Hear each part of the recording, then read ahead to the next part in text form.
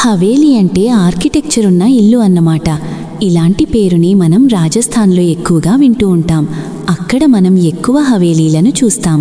ఇప్పుడు నేను చెప్పబోయే స్టోరీ రాజస్థాన్లోని సంగం అనే విలేజ్లో జరిగింది. ఇది 1952లో జరిగిన యథార్థ సంఘటన. ఆ ఊరిలో ఒక జంట నివసిస్తూ ఉండేది. వారికొక కూతురుండేది. ఆమె పేరు హసీనా. హసీనా వాళ్ల తండ్రి ఆమెకు 12 సంవత్సరాలున్నప్పుడు చనిపోయారు. అయితే అప్పుడు ఆ హవేలీలో హసీనా వాళ్ల తల్లి ఇద్దరూ ఉండేవారు. అయితే హసీనా వాళ్ల తండ్రి చనిపోయిన నెల రోజుల తర్వాత హసీనా వాళ్ళింటికి ఆ ఊరి పెద్దాయన కరుణాకర్ వచ్చారు. అప్పుడు ఆ ఇంట్లో హసీనా ఇంకా వాళ్ళమ్మ ఇద్దరే ఉన్నారు. అయితే అప్పుడే కరుణాకర్ హసీనా వాళ్ళమ్మపై బలవంతం చేయబోయాడు. అప్పుడు హసీనా కరుణాకర్ని అడ్డుకోబోయింది. అప్పుడు కరుణాకర్ హసీనాను ఒక కుర్చీకి కట్టేశాడు. తన నోటిని కూడా కట్టేశాడు. హసీనా కళ్ల ముందే తన తల్లిపై బలవంతం చేశాడు. హసీనా అదంతా చూస్తూ ఉండిపోయింది. తను ఎంత అరవాలని ప్రయత్నించినా తన వల్ల కాలేదు. అయితే కరుణాకర్ తర్వాత ఆ ఇంటికి తాళం వేసి ఆ ఇంటి వైపు ఎవరినీ వెళ్ళనివ్వలేదు. హసీనా వాళ్ళమ్మ చనిపోయింది. హసీనా అది చూస్తూ ఆ పక్కనే ఏడుస్తూ ఉండిపోయింది. 4 రోజుల తర్వాత హసీనా వాళ్ళమ్మ శవం నుండి దుర్గంధం రావడం మొదలైంది. హసీనా ఆ భయానక సంఘటనని చూస్తూ ఉండిపోయింది.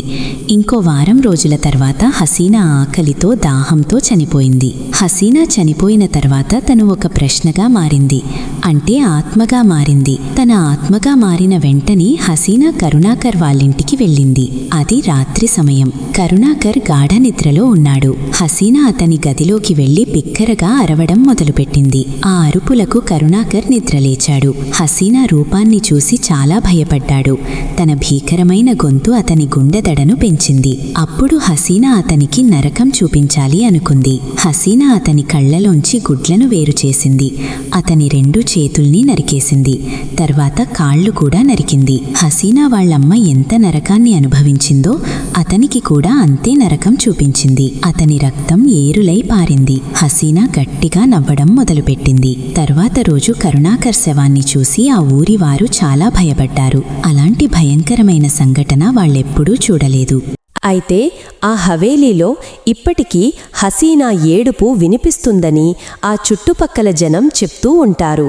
నేను ఈ కథని బాధతో ముగించాలని అనుకోవడం లేదు.